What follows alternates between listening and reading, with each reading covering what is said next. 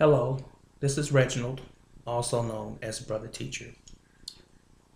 Let me begin by first saying hello again and saying to all of those that are listening to this video and watching it that this video is by no means any attempt to try to coerce anyone into making decisions in their lives that are purported to be 100% factual as a result of watching this video.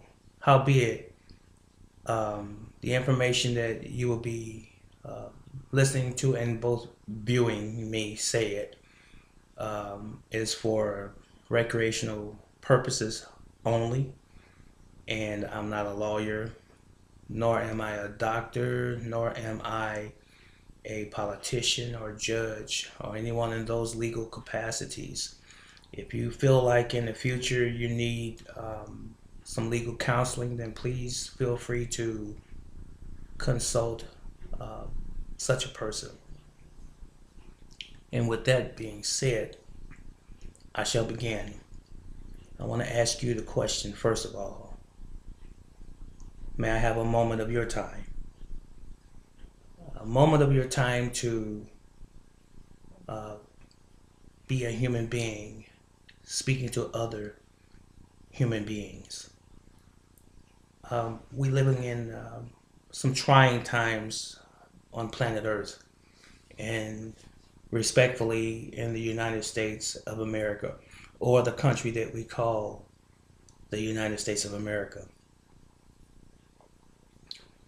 Have you ever thought in your life, irrespective of what your age may be, what if all of the things that I have been taught as a child and exposed to as a child were at some point proven to be false?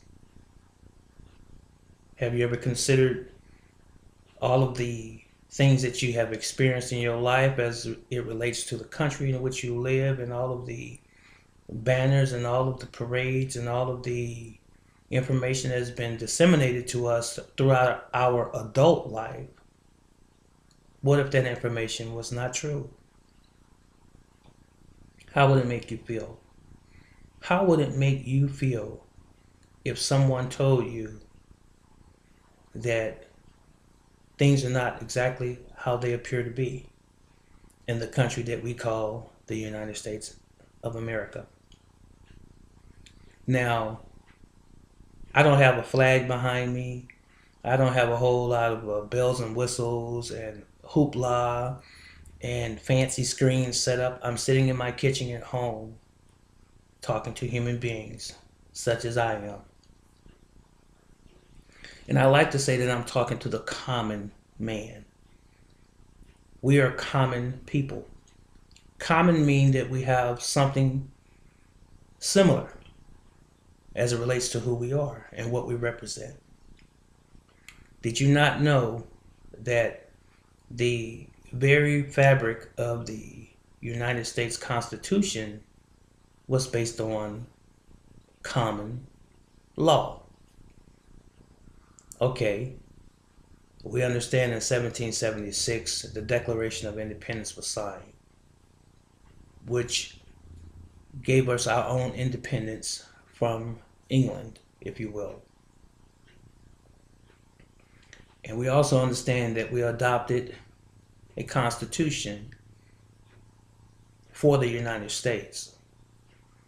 And this constitution was not predicated or based on religious beliefs per se, howbeit the founders and the framers of the Constitution, many of them were very spiritual men and common sense men as well.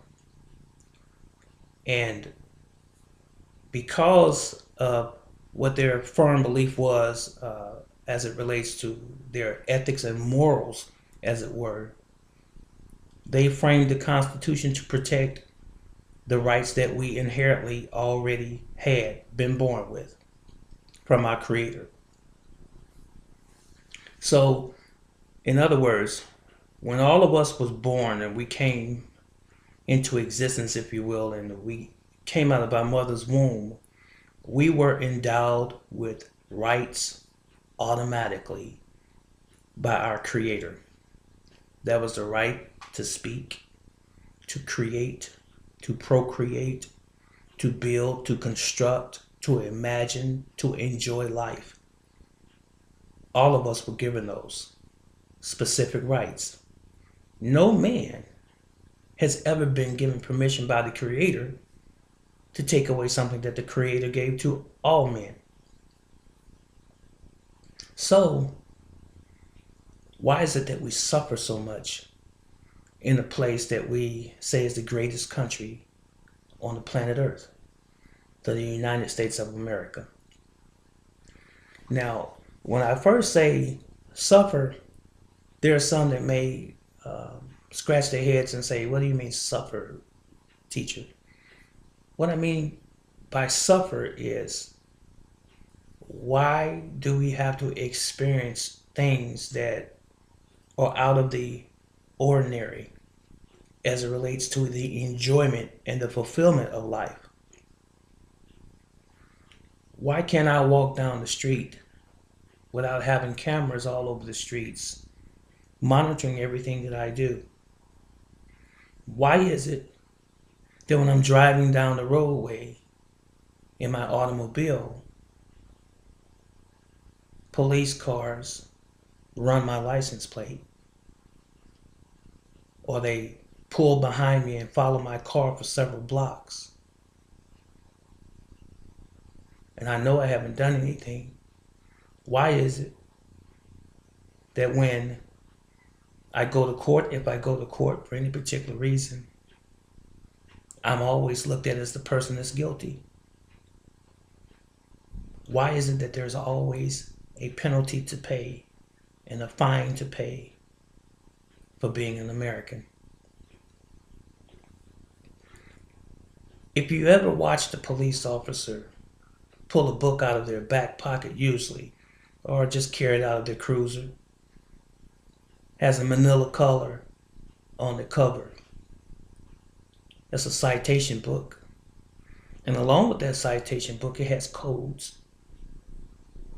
Every one of those codes are categorized, and there's a dollar amount attached to each code. In other words, if I drove over a yellow line, there's a code attached to that with a dollar amount. It's a fine, if you will.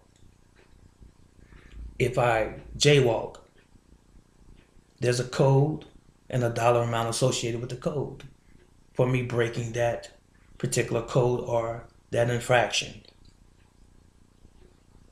If I run a stop sign or red light, there's a code for that, and there's a dollar amount attached to that as well.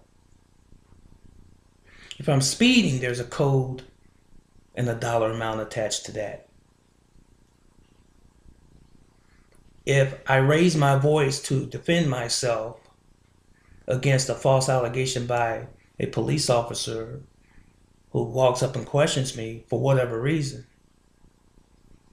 I can be charged with obstructing official business or something else, and that's a code as well with a dollar amount attached to it. If I don't pay a traffic ticket or parking citation, it doubles, and then I have to appear in court, possibly go to jail and have my car confiscated, impounded, if you will. And there's a code attached to that infraction as well, along with a dollar amount. When I go to court, if I go to court for whatever particular reason, there's a court cost. If I don't have an attorney and I acquire an attorney, either through a commercial advertisement or the yellow pages, that attorney is going to have to be paid something. There's a dollar amount attached to that for me to be proven innocent, if you will. Anything that involves us dealing with the law in the United States of America. Any and everything. There's a code or a number attached to it. Why is that?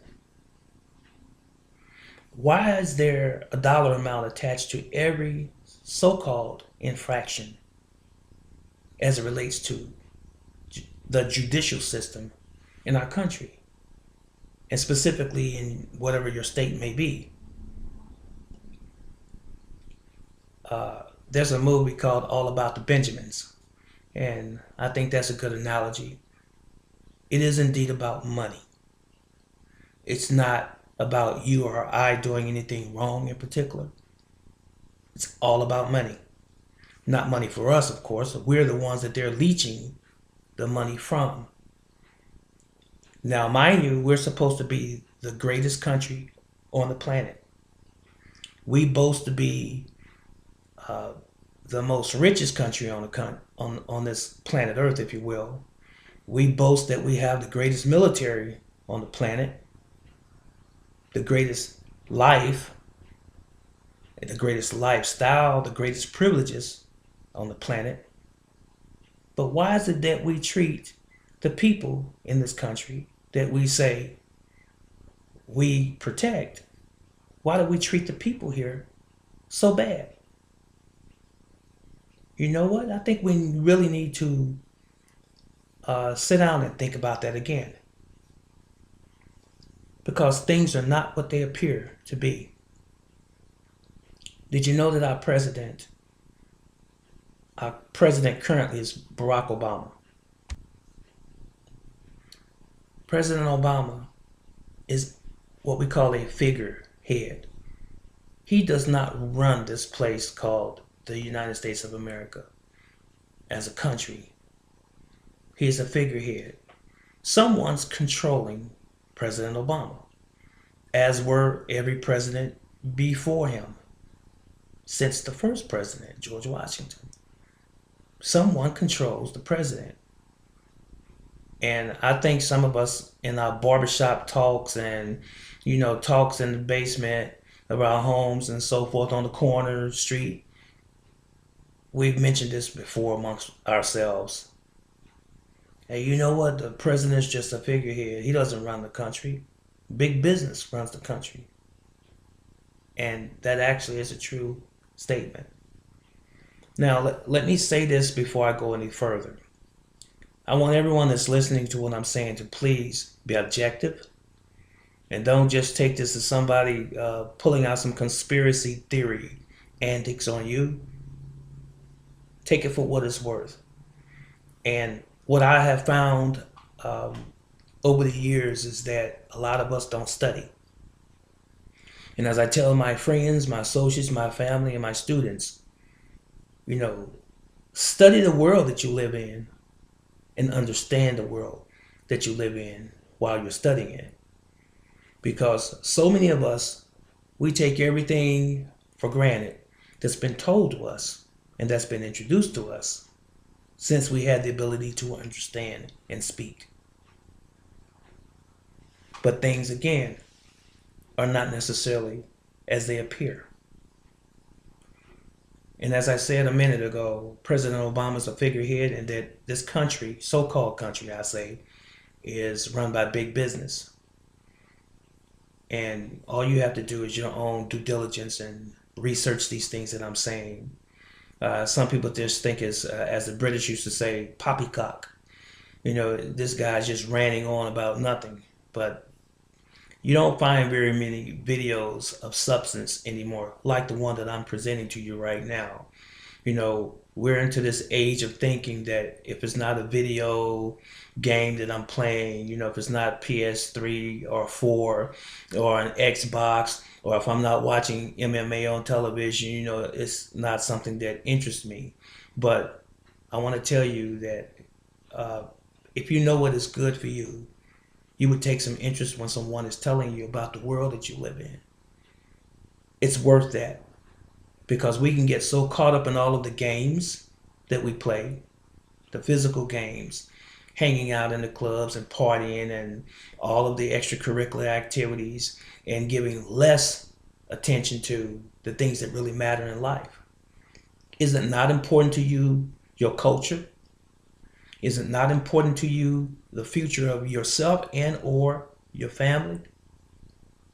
Is that not important to you?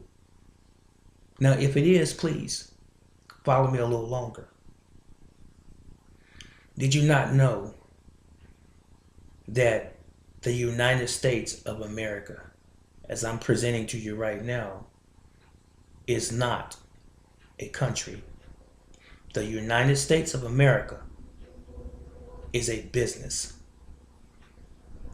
It is a for-profit business. It is a corporation.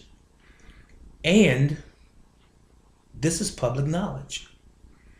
But you know what? Not too many people in the public will strike out on a venture like this and start researching this, because a lot of times when, as they say, if it's not broke, don't try to fix it. So some people are so complacent and so, I guess, accustomed to being where they are. When someone like myself brings up information like this, I know what he's saying may be true, but I'm doing pretty okay in my life. I'll just put that on the back burner, so to speak. But it's good that you bring that information up. It is a sad thing when a man won't take any step to free himself, or woman inclusive. It is a sad thing when a person is given the truth concerning something that could liberate them, and because of their inaction, they just acquiesce and back up and hope that it just does not knock on their door sometime in the future. It's a terrible thing. I want to stir your pure hearts today, my friends, and tell you that the United States is considered a debtor nation. Debtor, which means that we don't have any real money. Everything that we do is based on credit. Everything that we do is based on a promissory note. There's nothing real. We are indeed in some form of a matrix.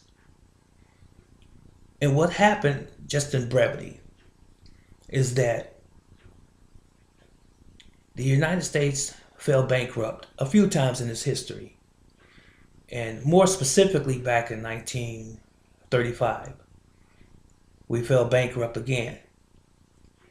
And we went off of the gold standard. We lost the gold standard. So the president at the time, President Roosevelt, he demanded that all of the American citizens turn their gold in. And you know what? If they didn't turn it in, he said that he would imprison them. Didn't know that, did you? Just look it up.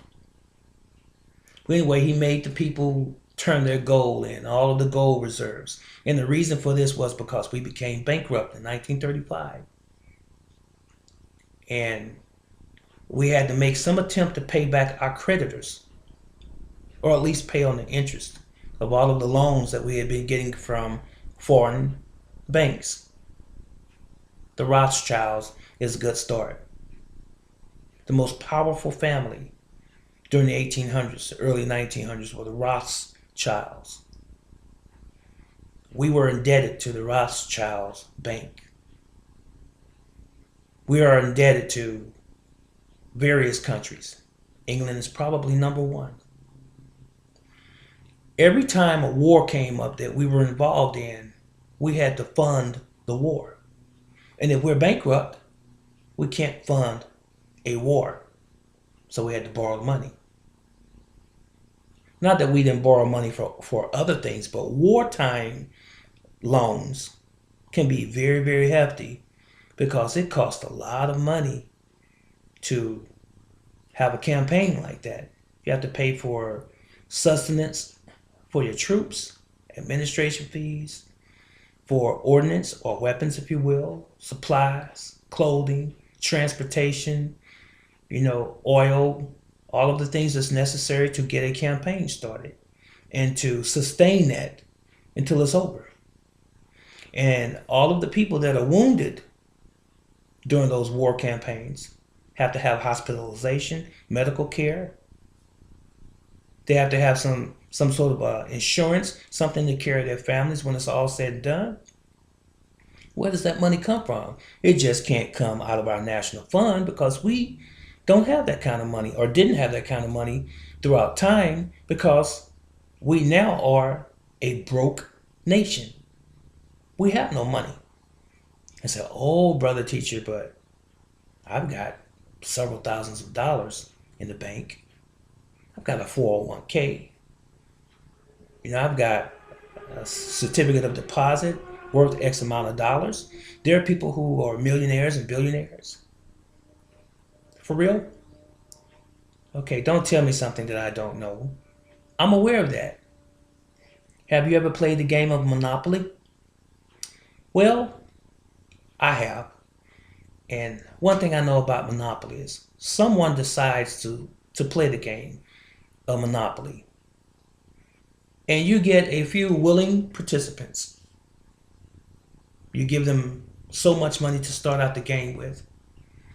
And as the game progresses, you buy your hotels and your houses and your properties and so forth. And after you've accumulated so much in assets, if you will, you, the person playing the game who has the greater hand, you say, hey, I don't want to play in the game anymore. I don't want to play the game anymore. I want to stop playing the game. So as exciting as that game of Monopoly was, and you were all into it and you using this play money, but as exciting as it was, when the game is over, when the person who started the game said, I'm tired of playing now, it's over. Then everything has lost its luster. The play money has no value anymore. They put the case on the top, put the box away, and there's no more game. So we're back to what? Reality. And I use that as an analogy for how America is. Do you honestly think the money that we have in our pockets is real? The definition of money can be explained by just saying something that is used in exchange for a service or a product.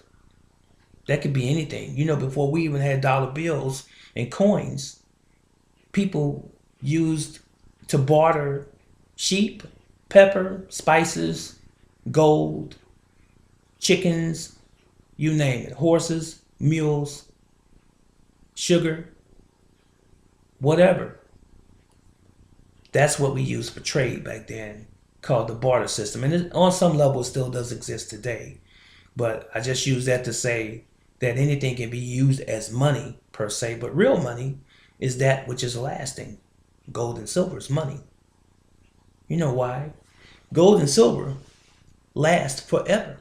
Have you ever thought about that? Gold and silver does not rust.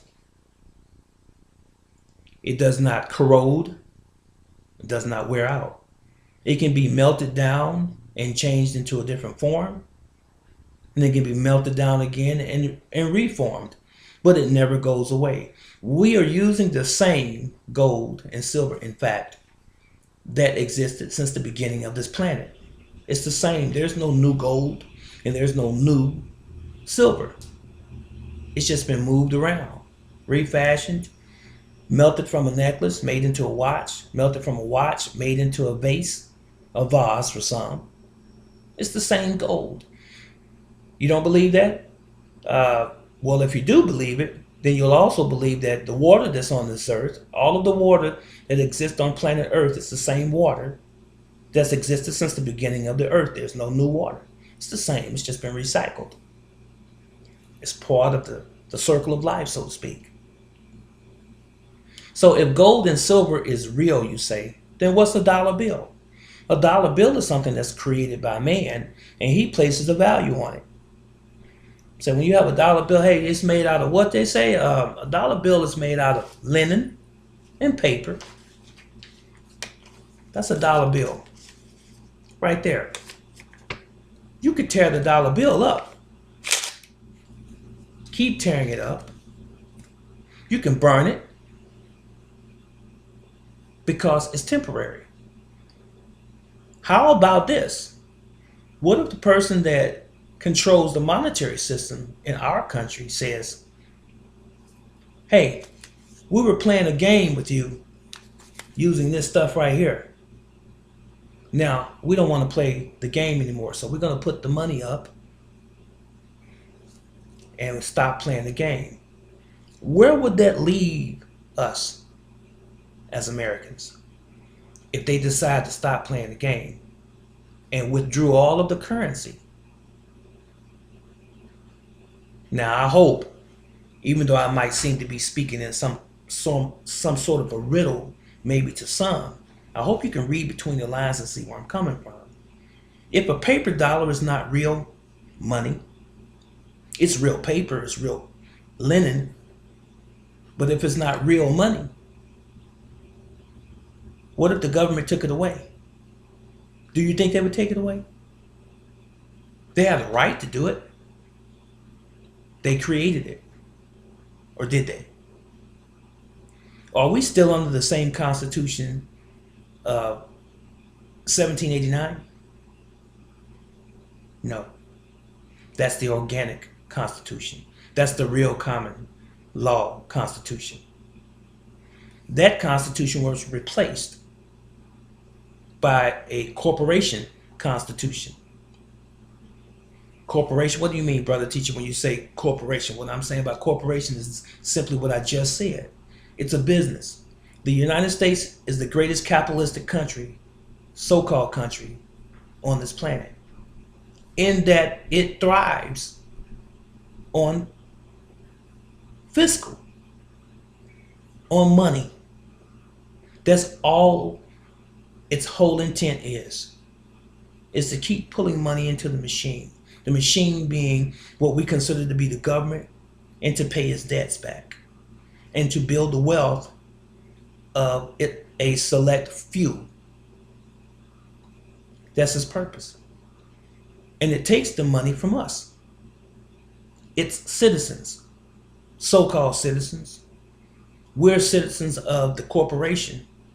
That's how we're deemed. We're not citizens of the United States of America, which is a country in North America. We're not citizens of that unless we know we are. Our citizenry was taken away from us when the Constitution changed. Now, why do you change the Constitution, and how was it changed? Well, backing up just a little bit more, as I did earlier when I talked about the fall of our country back in 1935 due to bankruptcy. The president then, he took the gold in. We tried to pay the countries back the money that we owed them, but we're still in debt. Have always been in debt. We have never been solvent. No, sir, it never has. No matter what anybody tells you, no matter what you watch on CNN and MSNBC, we've never been solvent. We're not financially free as a country. No, we're not. And all of the lifestyle of the rich and famous shows that you can watch on television, it's all propaganda. It's not to say that those people are not in good stations in life, because they are. But guess what they're operating on? They are operating on this stuff. But you know what? This stuff works in corporate America, which is where we are. So I want to challenge you to do something today. And I want you to ask yourself some serious questions as you're challenging yourself with my challenge, if you will. Number one, I want you to take your driver's license or your state ID, your social security card, and your birth certificate. And every bill that you receive from your utility company, from the credit card company, from the government, if you get a government check every month, and look at your name on all of those documents that I have just mentioned. And see if your name is not typed in all capital letters. all capital letters. Now, when I went to school, and when you went to school, when all of us went to school, elementary school, primary school, we were taught what a noun was. We were taught that when you're talking about a proper person, my name, Reginald, for example, it would be capital R, lowercase Eginald. That would be my name. If you say Sam, it would be capital SAM. Bob, capital B, lowercase OB. But all of the documents that I just mentioned to you, you'll find that your name is in all capital letters. Now, what part does industry not know about you being a human being and a proper person, or a man or a woman? What part of industry doesn't understand that you're a human being and that your name must be started with first a capital letter, then lowercase? They know exactly what they're doing. You know why? Your name is in all capital letters because you're not looked at as a human being. You are looked at as a corporation. Wow, that's a lot of information, brother teacher. Yes, corporations deal with other corporations in all capital letters. So when you get a bill in the mail from the bank, when you're sent any information from a bank, from the government, from Social Security, your name is in all capital letters because you are perceived, you are looked at. You are a corporation yourself. And businesses can only deal with you if your name is in all capital letters because you're a corporation too. One corporation to another corporation, all capital letters. That's the truth. Now that might sound really, really awkward. Anything that you may have not known is always going to appear to be strange at first until you get to know it. But this is part of the system that we've been working or operating in for quite some time. We've been used as a corporate entity. Now, this is also called in law corporate fiction. That means that we are dead. We are not considered human beings. We are not real because a corporation can't be a human being, but it can be a human being carrying out duties and obligations. And they give us privileges and freedoms, but they don't give us rights as the Creator has endowed us with. They take those rights away once we sign documentation to say that we're part of you now. So what documentation would you be saying, Reginald? The documentation is this. Every child that comes into this world from its mother's womb, the mother's made to sign a birth certificate. The birth certificate is your first introduction into the corporation called corporate America. And it is done by the state that you're being born into. So when your mother signs your birth certificate, you become the property of the state that you live in. Yes, I did say that. You become automatically a ward of the state that you live in. So if you live in Pennsylvania, Georgia, Oklahoma, Texas, you are the property of that state. Yes, you are. We all are. Did they tell us that? No.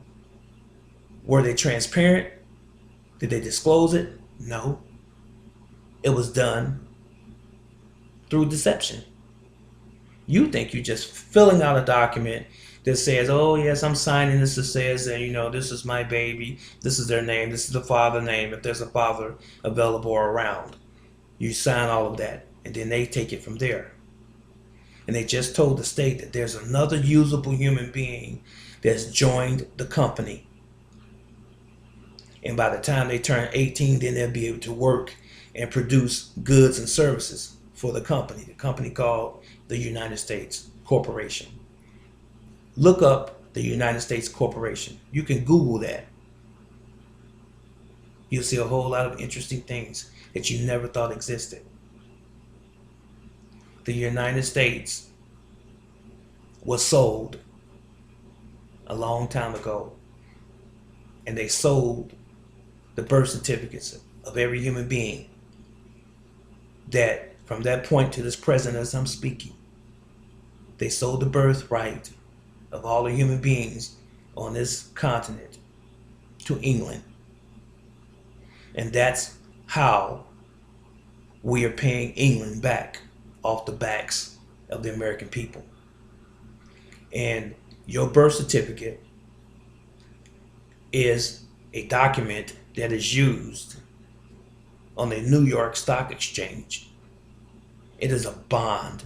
If you look at your birth certificate, you will see that it is printed on bond paper. You will also see that there's a number on that birth certificate in the corner. I believe it's upper or lower on the right hand side of the birth certificate. That's the stock exchange number.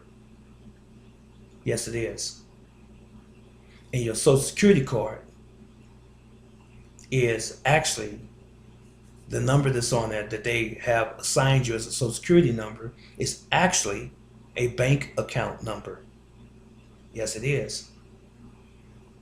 There's only so much information that I can disseminate today on this subject without making this a 2-hour video.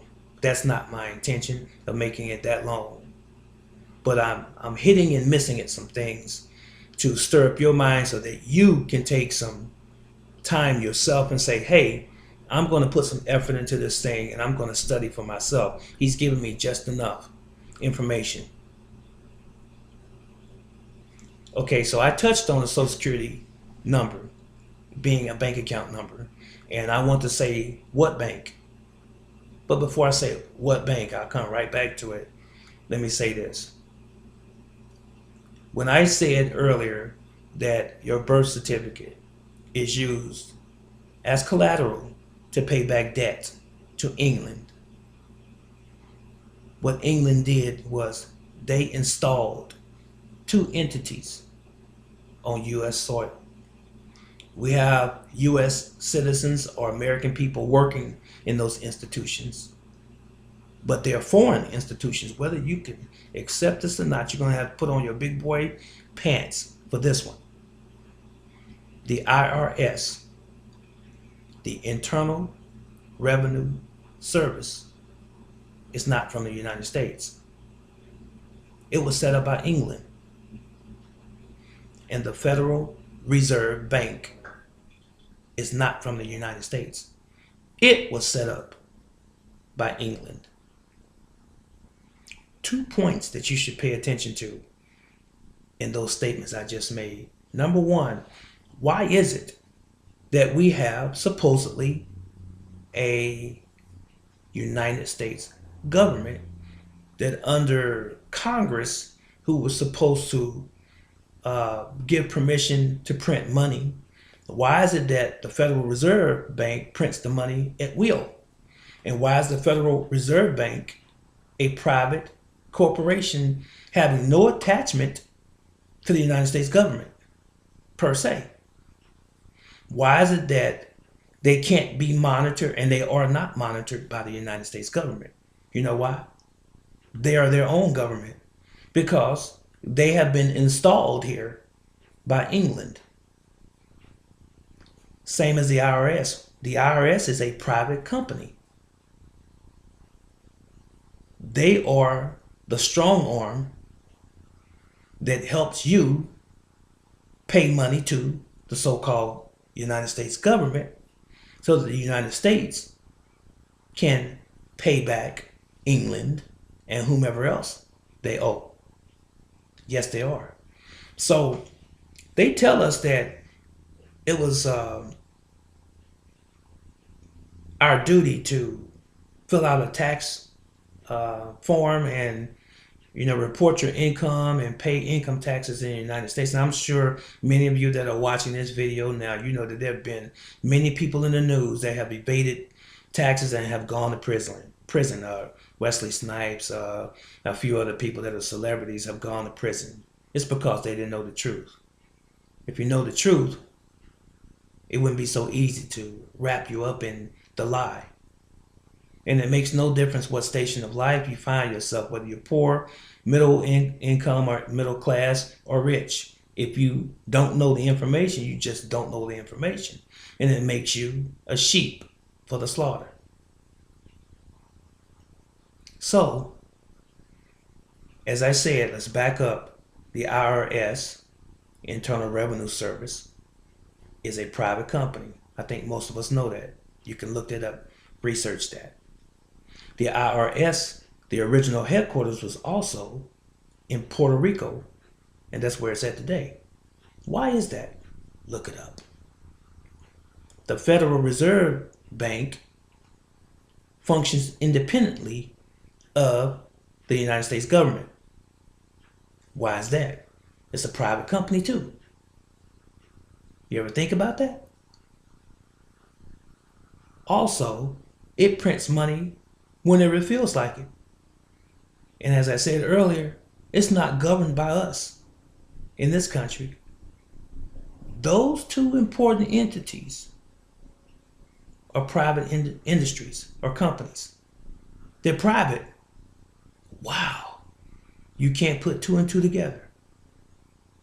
Now, I'm sure you've seen information sent to people, if not yourself, that came directly from Washington, D.C. that said United States government. IRS, no. Federal Reserve, no. They're not part of the United States government. And did you also know that where the White House is, where our illustrious president functions out of, it's not in America. It's called D.C., District of Columbia. Wow. Something that you probably heard hundreds of times and never thought about it. Out of all of the countries, slash that, not all, out of all of the countries, but out of all of the states in our country, you have Atlanta, Georgia, Nashville, Tennessee. You have Newark, New Jersey. You have Bronx, New York. You have Selma, Alabama. You have a city. And you have a state. What significance is District of Columbia? Is the district a city? No. What's Columbia? It's the district of something. Okay? Out of all of the 50 states, the District of Columbia is not one of them. It is its own entity. And did you also know that the District of Columbia sits on an island? Yes, sir, on an island. It is not even on U.S. soil. You can look that one up as well. So, our president functions from a foreign island called the District of Columbia. And he controls 50 states, supposedly. Let's look at him as being the president of the company called the United States Corporation, just like the president of Walmart being in control of all of the branches of Walmart. So if Walmart had 5,000 stores, they all pay money into the headquarters, or what some people call as corporate office. So we just so happen to have 50 states. They all pay their taxes and, their dues and their fees, if you will, to the corporate office, which is Washington. You see the parallel? It's the same. It's a company. And so what happens when we pour this money back into the corporate office or the president's domain, so to speak? Where does the money go that the IRS collects from us? It goes to pay off foreign debt. It doesn't go to fix the bridges and the roadways and to pay the military as they purport that it does. It does not do that. That money comes from somewhere else. You do the research on that as well. We have been told a lie. And we have been living that lie for a long time. And we have been in a matrix, a real live matrix, for a long time, and we still are in it until you wake up. So the question is, when are you going to wake up? Does the fact that I've introduced a few morsels to you today cause you to say, that's worth checking out? Does that help you? Or is it that, oh no, I don't want to take the time to go and Google this stuff and look this stuff up and read this. This guy is just this, and he's just ranting on about nothing. Wow, that's interesting. It's really interesting that a person can tell you something and not ask you for money, and you think they're crazy, or you think that they're just whistling in the wind. There is someone that's listening to this video today, the words of my mouth, and they're wondering for real, could this possibly be true? And I can guarantee you that 100% is true. And what are the ramifications of the things that I've already spoken to you? It's simple. It's about population control, controlling the world, manipulating the world in the way that they want to manipulate it so that it benefits them and their agenda. Who are they? You can say, well, they are the Illuminati or some other secret society or a combination thereof. It doesn't matter. What matters is that you equip yourself psychologically first. Study. Because the greatest gift that any human being has is always going to be knowledge first. Understanding your enemy, understanding the world that you live in. Did you not know that the grocery stores that we shop in are poisoning us? Did you not know that most of the conditions, the diseases, and the physical ailments that we have and encounter and receive are controllable? Did you not know that the hospitals, the doctors, all care about the bottom line? They're not interested in you being healed.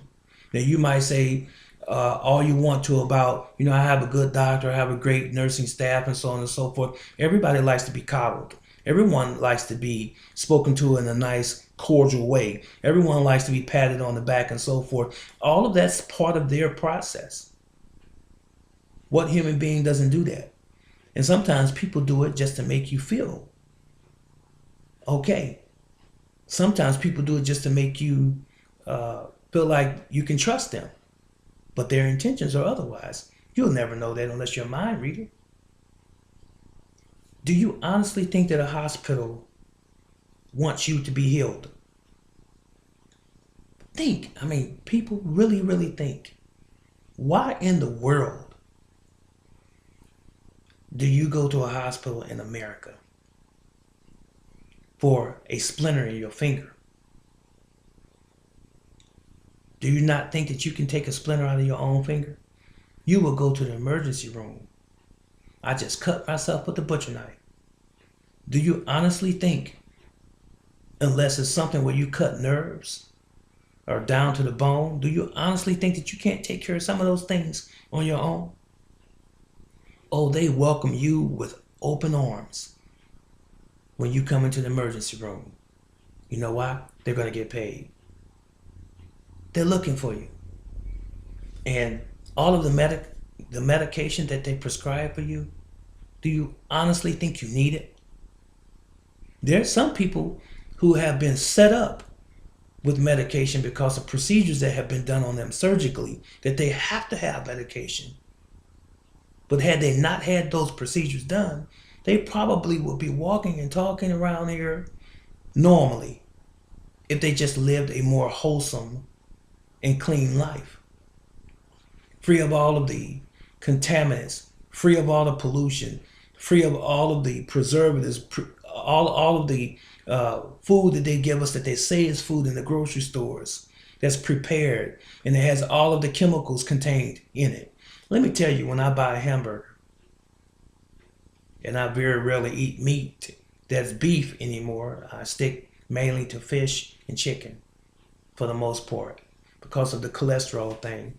But if I buy a hamburger, in my mind, I think a hamburger should only consist of pure ground beef and a bun, maybe wheat, maybe white, and that's it. But if I look at the package of the ground beef that I'm consuming, and it has 13 more ingredients in it, and it's just supposed to be meat, a flag is going to go up. And I'm going to wonder why. When I look at the buns, and it's anything other than a little leavening and some salt maybe in the buns, and there's 10 more ingredients in there, a flag is going to go up. You know why? Because that's an industry that's trying to cut back on ingredients. That's an industry that's trying to save money. And all they're thinking about is the bottom line, saving money. When you go into your local grocery store, be it Kroger's, Walmart's grocery department, it doesn't matter. Whatever grocery store you find yourself going into, have you ever wondered what's real in there in terms of food? 90% of what's in the grocery store is poison. Wow. I really hit you, didn't I? The real food is in your produce department. You know why? It's vegetation. It doesn't have all of the preservatives and all of the chemicals and pesticides on it. You know? And then they got slick over the years. You know, people start thinking about the pesticides on their vegetables and their fruit and so forth, and you know, those types of contaminants. So they start this campaign of, well, we have an organic section now. But you know what? It's all organic. Now I have to pay more for what you label as organic. Was it not organic already? Organic just simply means it comes from the earth naturally. That's what organic means. We are organic. So you have organic vegetables now. So I have celery over here in this department, and 2 feet next to it, I have the organic celery. I have carrots in this department, and 3 feet over here, I have the organic carrots. What's the difference? One doesn't have pesticide as part of its makeup. Pesticide wasn't used on one, so they call it organic. But they're all organic. But that's the little trick they use in marketing, because the people that say, oh, you know, I don't like pesticide on my food, you know, I'm concerned, and they spoke enough and they spoke long enough, so they said, oh, we're going to add an organic department or section, and you pay 25% more for organic. Whatever happened to growing your own, and you don't have to worry about the pesticide. It's organic.